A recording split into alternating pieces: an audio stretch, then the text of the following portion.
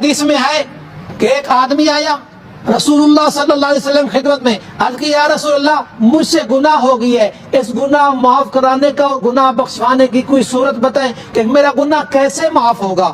تو اللہ کے رسول صلی اللہ علیہ وسلم نے پوچھا ہے آدمی کیا تیری والدہ زندہ ہے؟ کہا جی یا رسول اللہ زندہ ہے۔ فرمایا جا ماں کی خدمت کر، اللہ تیرے گناہوں کو معاف کر دے گا۔ اور قرآن مجید میں فرمایا ان الحسنات یذہبن السیئات، نیکی خود گناہوں کی معافی کا ذریعہ بن جاتی ہے، اور ماں کی خدمت تو سب نیکیوں سے اوپر والی نیکی ہے، سب نیکیوں سے بڑھ کر نیکی ہے۔ اور ایک موقع پر ایک صحابی نے پوچھا مجھ پر سب سے زیادہ کس پر حق ہے؟ آقا صلی اللہ علیہ وسلم نے تیری ماں کا۔ پھر اس نے پوچھا ثم من؟ آپ نے فرمایا ثم، پھر تیری ماں کا۔ پھر دوسری دفعہ پوچھا، تیسری دفعہ پوچھا، فرمایا امک، تیری ماں کا۔ پھر چوتھی دفعہ پوچھا تو آقا صلی اللہ علیہ وسلم نے فرمایا تیرے باپ کا، ثم اباک، تیرے باپ کا۔ تو اب ماں کے ساتھ